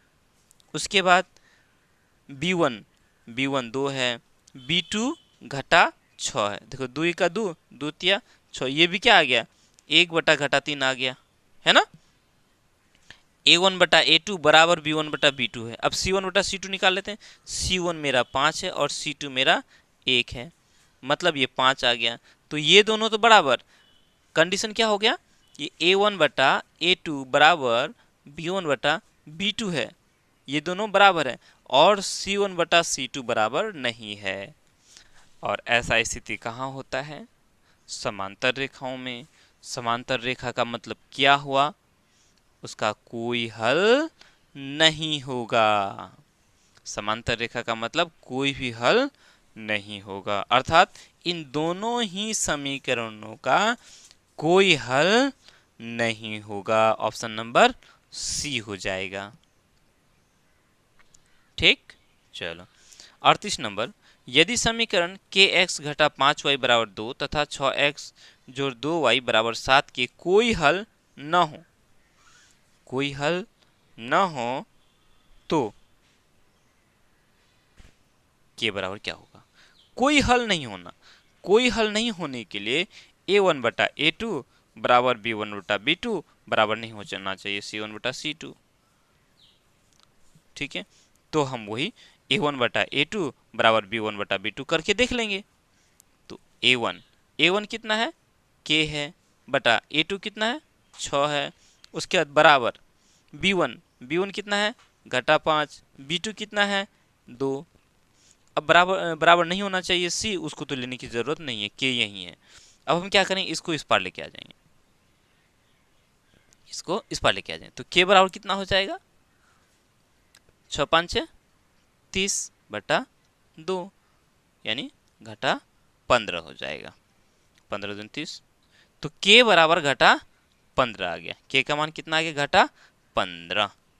K बराबर घटा 15। अगर K का मान घटा 15 आ गया, ठीक है, तब उस स्थिति में क्या होगा, इस समीकरण का कोई हल नहीं होगा, कोई भी हल नहीं होगा। अब देख लो, K अगर घटा 15 हो जाता है, इसको एक बार चेक करके देख लो। वैसे अभी चेक करने की ज़रूरत तो है नहीं, फिर भी चेक करके हम लोग देख लेते हैं।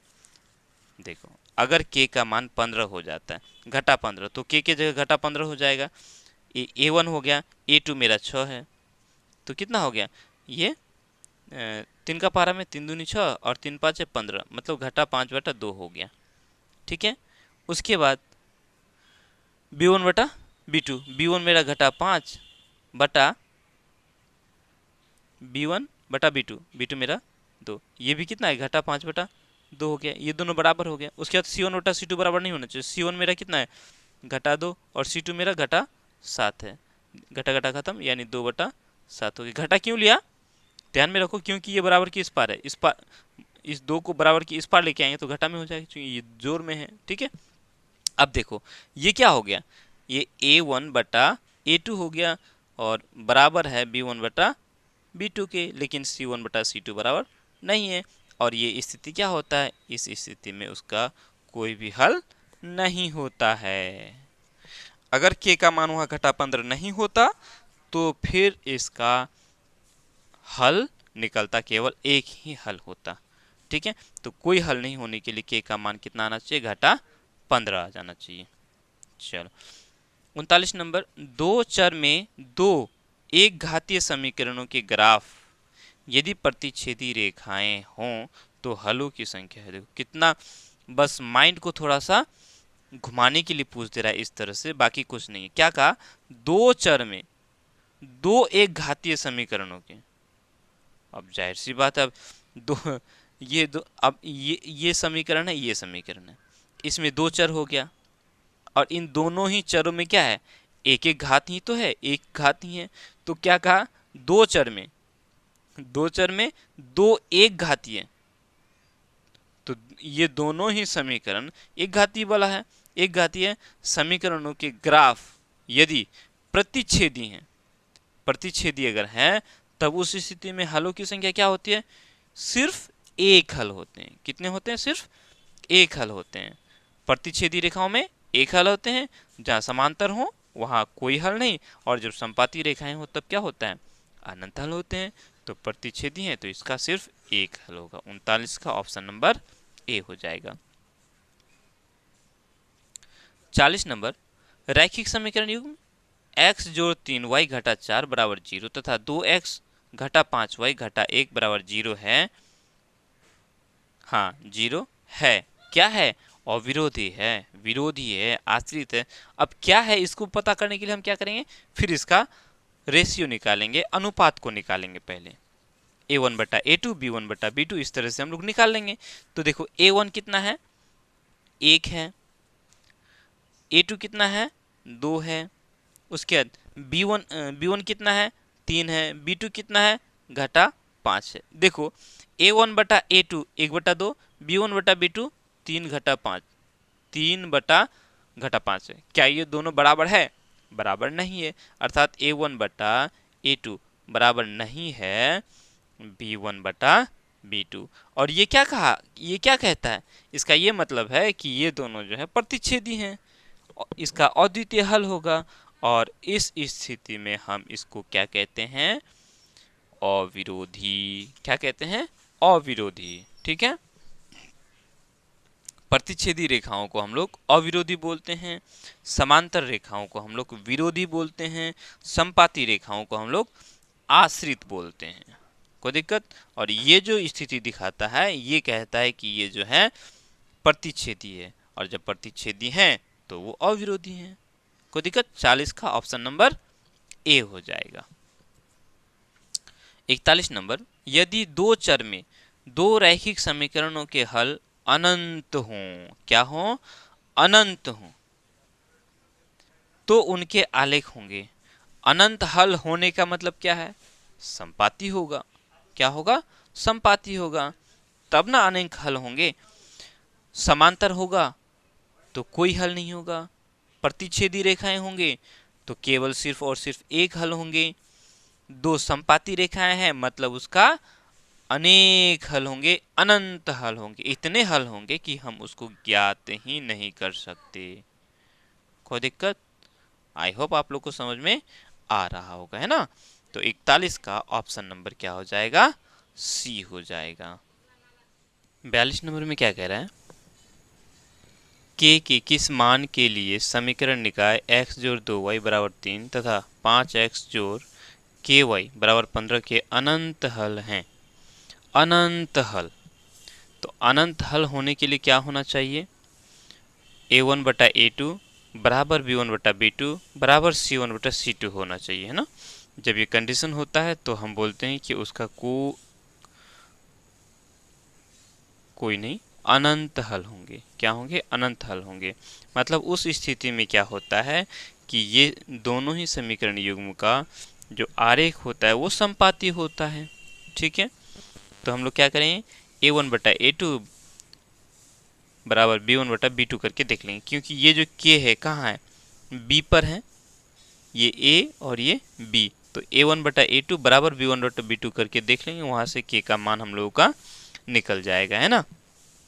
तो देखो a1 कितना है? x के साथ कुछ नहीं है मतलब 1 है, तो a1 कितना हो गया? 1 हो गया, बटा a2 कितना है? 5 है। फिर हम बराबर करेंगे, b1 करेंगे, तो b1 कितना है?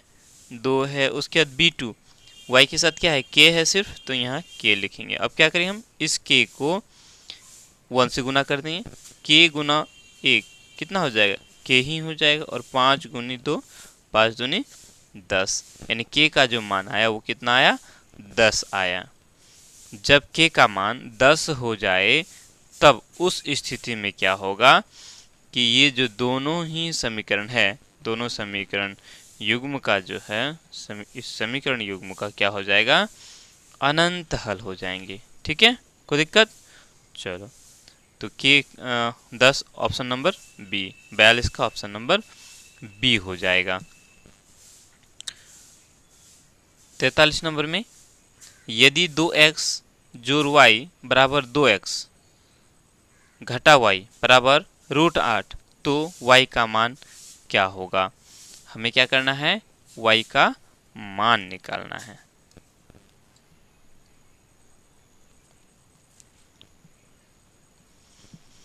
देखो क्या है, 2x जोड़ y, ये और ये बराबर है, मतलब हम क्या करेंगे? यहाँ कह सकते हैं कि 2x जोड़ y बराबर √8 और साथ में 2x घटा y बराबर √8। ठीक है, इतना बराबर, ये और ये आपस में बराबर है, और है कितना? √8 है, मतलब इतना बराबर इतना और इतना बराबर इतना, दोनों ही। अब हम क्या करें? इन दोनों समीकरण को हम लोग जोड़ देते हैं। ठीक है, जोड़ कैसे देंगे? देखो ये y जोड़ में है और ये y घटा में है, अगर दोनों को जोड़ेंगे तो क्या हो जाएगा? दोनों खत्म हो जाएगा, y में से y चला जाएगा, तो हम क्या जोड़ेंगे तो क्या हो जाएगा? ये y और ये y खत्म हो गया, बच गया 2x और ये 2x कितना हो गया? 4x हो गया, है ना? उसके बाद यहाँ देखो, यहाँ √8 और यहाँ √8, 2√8 हो गया, एक ठो √8 यहाँ और एक ठो √8 यहाँ, तो 2√8 हो गया। ठीक है, या इसको हम लोग ऐसे भी कर सकते हैं, इस √8 में ध्यान दोगे कै ठो 2 है? 3 ठो 2 है ना? √8 में 3 ठो 2 है, तो 3 ठो में से 2 ठो का जो देखो, ऐसे देखो 2√8 को हम लोग ऐसे कर सकते हैं 2, उसके बाद देखो ये √8 है ना, इस √8 में 3 ठो 2 है, कै ठो है 3 ठो 2, तो 1 ठो 2 का जोड़ा लग गया तो ये क्या हो जाएगा, बाहर हो जाएगा, मतलब ये 1 ठो 2 बाहर हो गया और उसके बाद 1 ठो 2 अंदर में रह गया, तो 2 दूनी 4, यानी कि इसको हम लोग 4√2, मतलब √8 को हम लोग 2√2 बोलेंगे, √8 को क्या बोलेंगे 2√2, तो देखो 2√2 और ये 2 तो कितना 4√2 हो गया, मतलब इसको हम लोग ऐसे करेंगे x बराबर 4√8 बटा ये 4x के साथ गुना हो रहा है, ओ सॉरी ये 2 होगा, ये रूट और ये 4 और ये 4 दोनों क्या हो गया खत्म हो गया, बच गया क्या सिर्फ √2 बच गया है ना, क्या हो गया x का मान √2 आ गया, ठीक है। अब जब x का मान √2 आ गया, इस √2 को हम किसी एक समीकरण में बैठा देंगे, कोई दिक्कत, किसी एक समीकरण में हम किसी एक में बैठा देंगे, देखो ऐसे, इसको यहाँ रहने दो, देखो हम क्या करेंगे, x बराबर कितना आ गया √2 आ गया, कैसे आया समझ में आ गया, √8 को हम लोग 2√2 बोलते हैं, तो 2√2 और ये 2 गुना होकर के 2 दूनी 4 हो गया, 4√2 हो गया, और ये 4 x के साथ गुना हो रहा है, ये 4 नीचे आ गया, तो 4 4 खत्म, बच गया √2। अब हम क्या करेंगे, देखो 2x जोड़ y बराबर √8 है ना, इसमें हम x के जगह x का मान डाल देंगे, तो 2x का मान कितना है √2, यहाँ √2 लिखेंगे, जोड़ y हो जाएगा बराबर √8 हो गया, देखो √8 को हम लोग 2√2 बोल देंगे, ठीक है, √8 को 2√2, अब यहाँ y बराबर कितना हो जाएगा, ये 2√2 तो यहाँ रह जाएगा, उसके इसको हम क्या करेंगे बराबर किस पार लेके आ जाएंगे, क्योंकि ये जोड़ में है इधर आके घटा में हो जाएगा, है ना, तो देखो ये 2√2 यहाँ भी 2√2 यहाँ भी, 2√2 में से 2√2 चला गया तो कितना बचा 0 हो गया, यानी कि y का मान क्या हो जाएगा 0 हो जाएगा, 0 किस में है सी नंबर में, तो 43 का ऑप्शन नंबर सी हो जाएगा, y का मान आएगा 0, ठीक है। चलो आ गया समझ में। 44 नंबर में k के किस मान के लिए समीकरण x जोड़ 2y बराबर 3 तथा 3x जोड़ ky बराबर 9 समपाती रेखाओं को प्रदर्शित करता है, समपाती रेखाओं को प्रदर्शित करता है, समपाती रेखा मतलब अनंत हल, जो हम लोगों ने 43 नंबर में बनाया है ना, इसको भी हम क्या करेंगे a1 बटा a2 b1 बराबर b1 बटा b2 कर देंगे, तो a1 कितना है यहाँ, a1 कितना है, देखो a1 है मेरा 1 बटा a2 कितना है 3 बराबर b1 कितना है 2, b2 कितना है k, इस k को हम 1 के साथ गुना करेंगे तो क्या हो जाएगा k हो जाएगा, और 3 दूनी 6, यानी k का मान क्या आ जाएगा 6 हो जाएगा, यदि k का मान 6 हो जाए तब उस स्थिति में क्या हो जाएगा, दोनों ही समीकरणों का जो आलेख होगा वो क्या हो जाएगा समपाती रेखा होगा, कोई दिक्कत। समपाती रेखाओं में क्या होता है a1 बटा a2 बराबर होता है b1 बटा b2 और बराबर होता है c1 बटा c2, अब हम इसको भी ले सकते थे b1 बटा b2 बराबर c1 बटा c2 को भी अगर लेके करते तो भी k का मान क्या आ जाता 6 ही आता, देखो एक बार और ट्राई कर लेते हैं, b1 बटा b2, b1 2 है b2 k है बराबर c1, देखो c1 कितना है 3 और c2 कितना है 9 है ना, देखो यहाँ माइनस लग सकता था, हम लोग माइनस नहीं दिए क्योंकि दोनों ही प्लस में ना, देखो इस 3 को हम बराबर किस पार लेके आएंगे तो माइनस में हो जाएगा, मतलब c1 -3 हो जाएगा, इस 9 को हम बराबर किस पार लेके आ जाए तो c2 हो जाएगा -9, तो माइनस ये भी दोनों का माइनस खत्म हो जाएगा तो वो प्लस में ही रह जाएगा, इसीलिए हम लोग माइनस को यहाँ नहीं लिखे, देखो अब 3 का 3 3 दूनी 3 का 3 3 तिया 9 हो गया है ना, अब देखो इस k को 1 से गुना कर दो तो इधर में k हो जाएगा, इस 3 को इधर लेके आ जाओ 3 दूनी 6 हो जाएगा, तो k का मान कितना आया 6 आया, तो इधर से करो या उधर से करो बात बराबर है, k का मान 6 ही आएगा, ठीक है, तो 44 का ऑप्शन नंबर डी 6 हो जाएगा, 44 का ऑप्शन नंबर डी हो गया।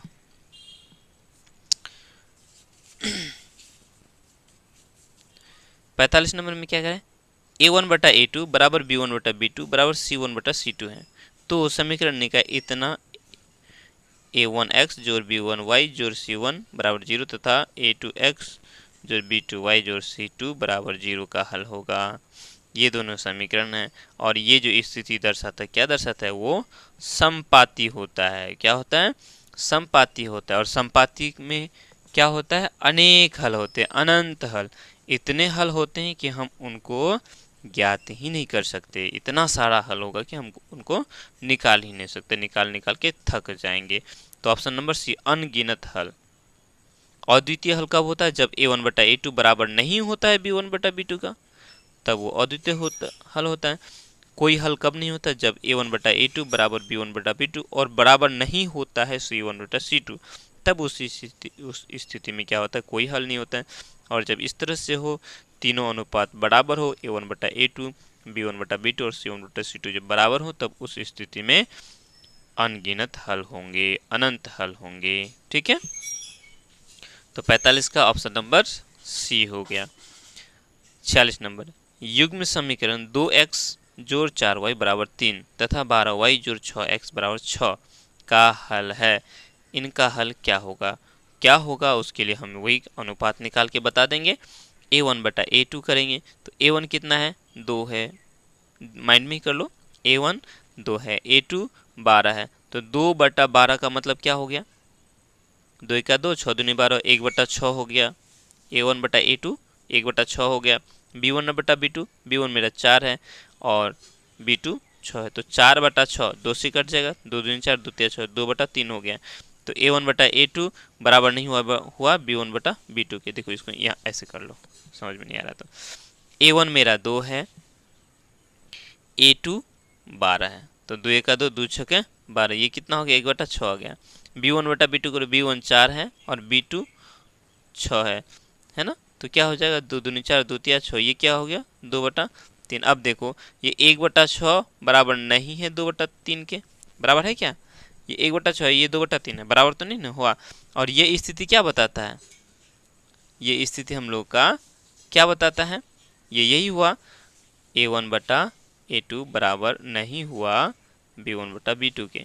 और ये बताता है कि उनका अद्वितीय हल होगा, केवल एक ही हल होगा। तो हम कहेंगे हाँ, यही ना 46 का। तो इसमें क्या बोलेंगे हम, कितने हल होंगे, तो केवल एक हल होंगे। 46 का ऑप्शन नंबर बी हो जाएगा, केवल एक हल होगा। कोई दिक्कत, चलो 47 नंबर में क्या करें,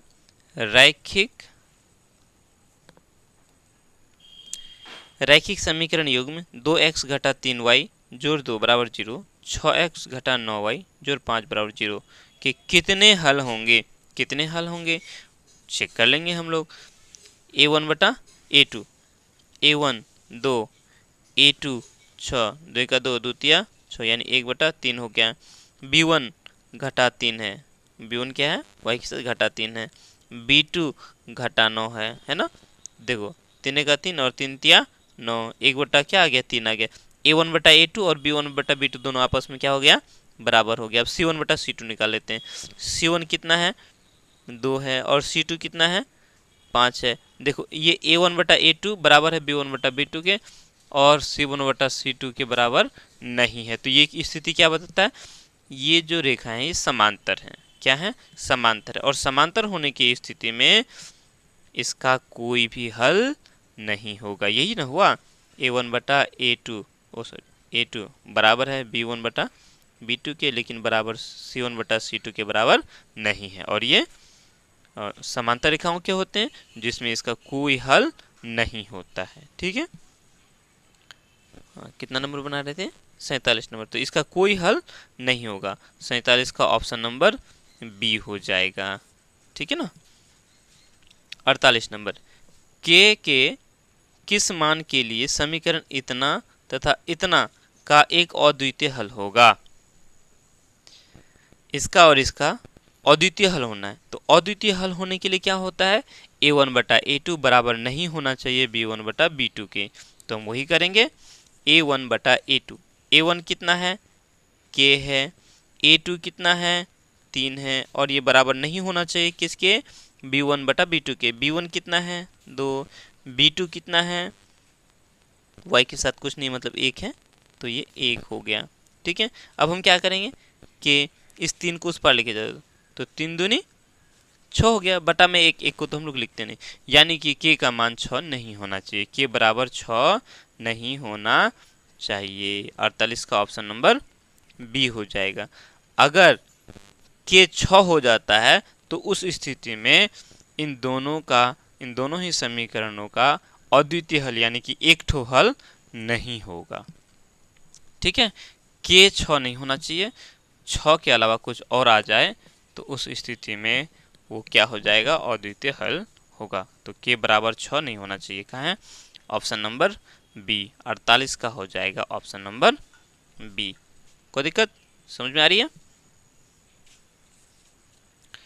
49 नंबर, y घटा 4 बराबर 0 का आलेख कैसी सरल रेखा होगी।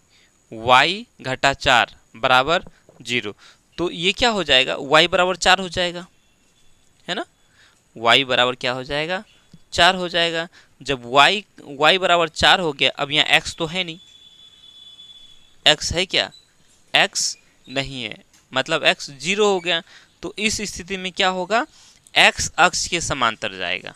क्या जाएगा, x अक्ष के समांतर। ध्यान दे, जब भी ध्यान दे y बराबर दिया हुआ रहे तो उस स्थिति में x अक्ष के समांतर जाएगा, जब x बराबर दिया हुआ है तो वो y अक्ष के समांतर जाएगा। समझ लो, यहाँ देखो ये एक ग्राफ है, ठीक है, ये होता है x और ये होता है y।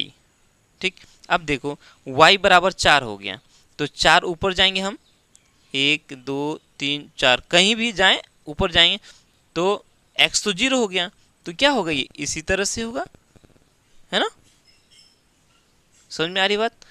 तो ये क्या हो जाएगा, x अक्ष के समांतर। अब जब यदि x का मान होता, y का मान 0 हो जाता, तब ये क्या होता, सीधा खड़ा हो जाता या इधर हो जाता। तो उस स्थिति में क्या होता, y अक्ष के समांतर होता। चूंकि यहाँ y जो है y घटा 4 बराबर 0 है, तो इसका आलेख क्या हो जाएगा, x अक्ष के समांतर। x अक्ष के क्या हो जाएगा, समांतर हो जाएगा। ठीक है, 50 नंबर में क्या कह रहा है, यदि a1 बटा a2 बराबर नहीं हो b1 बटा b2 के, तो समीकरण निकाय a1 x जोड़ b1 y जोड़ c1 बराबर 0 तथा a2 x जोड़ b2 y जोड़ c2 बराबर 0 का हल होगा। क्या कहा, यदि a1 बटा a2 बराबर नहीं है b1 बटा b2, तब उस स्थिति में इन दोनों का हल कैसा होगा। तो ये कंडीशन क्या बताता है, अद्वितीय हल होगा। क्या होगा, अद्वितीय हल। a1 बटा a2 बराबर b1 बटा b2 नहीं होने से क्या होता है, अद्वितीय हल होता है। केवल एक ठो ही हल होता है। कोई हल नहीं कब होता है, जब a1 बटा a2 बराबर होता है b1 बटा b2 के और c1 बटा c2 के बराबर नहीं होता, तब उस स्थिति में कोई हल नहीं होता है। और यदि a1 बटा a2 बराबर b1 बटा b2 बराबर c1 बटा c2 हो जाए, तो उस स्थिति में अनंत हल होते हैं, अनगिनत हल होते हैं। तो इस स्थिति में अद्वितीय हल। 50 का ऑप्शन नंबर ए हो जाएगा। कोई दिक्कत, चलो अब हम लोग 51 नंबर में बनाएंगे। 51 नंबर में क्या कह रहा है, युग्म समीकरण 4x जोड़ 10y बराबर घटा 22 तथा 8x जोड़ 20y बराबर घटा 44 के हलों की संख्या है। इसमें कितने हल होंगे वो हमें बताना है। तो वही अनुपात निकाल करके हम लोग बता देंगे कितने हल होंगे। देखो a1 बटा a2 करेंगे, 4 बटा 8 मतलब 1 बटा 2 हो गया, 10 बटा 20 मतलब 1 बटा 2 हो गया। तो a1 बटा a2 बराबर b1 बटा b2 हो गया, घटा 22 बटा घटा 44, 22 दूनी 44, 1 बटा 2 हो गया। तो a1 बटा a2 b1 बटा b2 और c1 बटा c2 आपस में तीनों अनुपात क्या हो गया, बराबर हो गया। और जब बराबर हो जाए तो उस स्थिति में क्या होता है, रेखाएं संपाती होता है, और इसका मतलब ये हुआ कि उसका अनंत हल होंगे, अनगिनत हल होंगे। इतने हल होंगे कि हम उसको बता ही नहीं सकते। देख लो एक बार इसको देख लो, a1 बटा a2 करते ना, A1/A2 करते हैं। A1 कितना है 4, A2 8, 4 का 4, 4 दूनी 8, 1/2 हो गया। B1 10, B2 20, है ना, तो क्या हो गया 10 का 10, 10 दूनी 20, 1/2 हो गया। C1/C2, C1 घटा 22 है, नहीं घटा 22 नहीं, जोड़ 22 हो जाएगा, क्योंकि इस 22 को हम इस पार लेके आ जाएंगे तो जोड़ हो जाएगा, ठीक है 22 हो गया। इसके बाद ये घटा 44 है तो बराबर की इस पार लेके आए तो जोड़ 44 हो गया ना, तो ये भी क्या हो गया 22 का 22, 22 दूनी 44, तो 1/2, तीनों क्या आ गया 1/2 आ गया, है ना। तो A1/A2 बराबर हो गया B1/B2 बराबर हो गया C1/C2। अब ये स्थिति क्या बताता है कि उसका अनेक हल होंगे, अनगिनत हल होंगे, ठीक है। तो 51 का ऑप्शन नंबर सी हो गया। 52 नंबर में समीकरण 2x घटा y घटा 3 बराबर 0 एवं 12x जोड़ 7y घटा 5 बराबर 0 के आलेख किस प्रकार की सरल रेखाएं होंगी, किस प्रकार की सरल रेखाएं होंगी। तो हम इसको भी अनुपात निकाल करके बता देंगे कि किस प्रकार का होगा। अनुपात निकालेंगे, हमको पता है यदि A1/A2 बराबर नहीं होता है B1/B2 के, तब उस स्थिति में प्रतिच्छेदी रेखा होगा। जब A1/A2 बराबर होगा B1/B2 के और C1/C2 बराबर नहीं होगा, तब उस स्थिति में दोनों रेखाएं समांतर होगा। यदि तीनों अनुपात बराबर हुआ, A1/A2 बराबर B1/B2 बराबर C1/C2 हो जाए, तो उस स्थिति में क्या हो जाएगा समपाती सरल रेखाएं। तो हम चेक कर लेते हैं A1/A2, A1 मेरा 2 है, A2 मेरा 12 है, तो 2 का 2, 2 6 12, यानी कि 1/6 हो गया। वहीं B1/B2 निकाल देते हैं। B1 कितना है घटा 1, y के साथ कुछ नहीं मतलब 1 है, घटा 1 हो गया। B2 कितना है 7। अब यहाँ चेक कर लो, ये A1/A2 है मेरा 1/6 और B1/B2 है 1/7 घटा, तो दोनों बराबर है क्या, दोनों बराबर नहीं है, मतलब ये A1/A2 बराबर नहीं है B1/B2, है ना, ये स्थिति हो गया। और ये दर्शाता है, क्या दर्शाता है कि दोनों ही रेखाएं प्रतिच्छेदी होगा। क्या होगा प्रतिच्छेदी होगा। तो 52 का ऑप्शन नंबर सी हो जाएगा, प्रतिच्छेदी सरल रेखाएं होंगी, ठीक है। इतना का कि आलेख जो है किस प्रकार की सरल रेखाएं होंगी, प्रतिच्छेदी सरल रेखाएं होंगी। 52 का ऑप्शन नंबर सी हो गया। 53 नंबर x घटा y बराबर 0 का आलेख कैसी सरल रेखा होगी। देखो इस y को हम इस पार लेके आ जाएंगे तो क्या जोड़ में, यानी x बराबर y, जितना x उतना y, जितना x उतना y, तो ये क्या हो जाएगा मूल बिंदु से होकर गुजर जाएगा। किससे होकर गुजरेगा, मूल बिंदु से होते हुए जाएगा। ऐसे देखो x बराबर y हो गया, कैसे हुआ x घटा y बराबर 0 है, तो हम इस y को इस पार लेके आ जाएंगे तो क्या हो जाएगा प्लस में हो जाएगा y, मतलब x और y बराबर, ठीक है। x अगर 0 है तो y भी 0, x अगर 1 है तो y भी 1, x 2 है तो y भी 2, x घटा 1 है तो y भी घटा 1, है ना। तो इस स्थिति में क्या हो जाएगा, ये मूल बिंदु है x0 y0, यही x1 और y भी 1, ये बिंदु x घटा 1 और y घटा 1, यही बिंदु। तो इस तरह से कैसे जाएगा, ये मूल बिंदु से ही होता हुआ ये जाएगा। इसका जो आलेख होगा, मतलब x घटा y का जो आलेख हो, x घटा y बराबर 0 का जो आलेख होगा वो क्या होगा, मूल बिंदु से होकर गुजरेगा, ठीक है। तो 53 का ऑप्शन नंबर सी हो जाएगा। कोई दिक्कत, चलो समझ में आया ना। 54 नंबर 53 हो गया, इसमें ज़्यादा नहीं है, 56 ठो है और 3 ठो है, इसको भी हम लोग ख़त्म कर ही देते हैं।